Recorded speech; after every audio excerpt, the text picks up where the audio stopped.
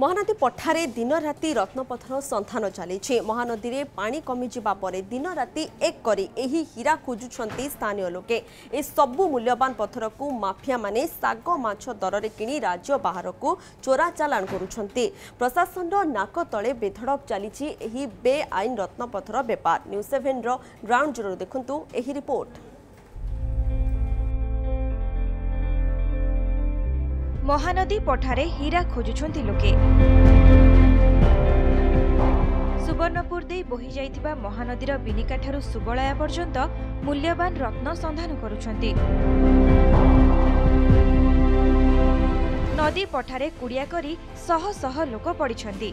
एबे महानदी रे पानी कम थिबारु रत्न पत्थर खोजिबा काम बढ़ी जाइछि। पत्थर माफिया माने स्थानीय लोकंकु कामरे लगाई दैछंती।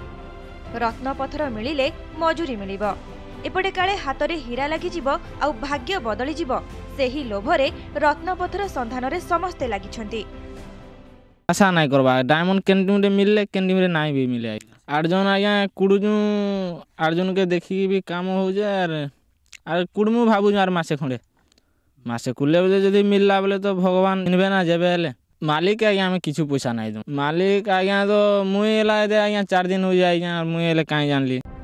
प्रशासन नाकतले बेधड़क चली बेआईन रत्नपथर बेपार स्थानीय लोकों ठारू साग माछ दर में किणी मूल्यवान पत्थर बाहर को चोरा चालाण करुछंती पत्थर माफिया। पत्थर बाहर कुआस लाली पत्थर कुआस हाकु मान बाहर आउ हीरा डायमंड तो नहीं मिलबार ताली मिलले भगवान कृपारू आमर भविष्य रे लागबो मालिक किछि आकु दौ नै मालिक खाद्य दउजे। महानदी मध्य मूल्यवान रत्नपत्थर मिलुथबार प्रचार हेबा परे एबे लुलुप दृष्टि पड़िछि पत्थर व्यवसायींकर किपरि चलिछि ए रत्नपत्थर लुट आसंतु देखिबा। महानदी पठारू पोखराज नीला माणिक टोपाज भली रत्नपत्थर मिलुछि आउ स्थानीय दलाल को जरिया ए सबु राजस्थान मिरट सुराट को चालाण हेउछि हेले कारबार उपरे प्रशासन नियंत्रण नाही। सुवर्णपुर एसपी कहिसंती बेआईन व्यवसायी उपरे आईनगत कार्यानुष्ठान नियाजिबो।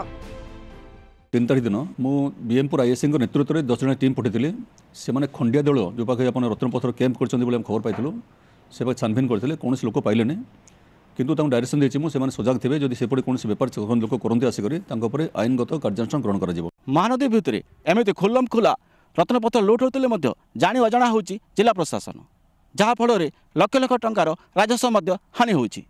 सुवर्णपुर जिला महानदी मध्यरु धीरेन्द्र दानी न्यूज 7।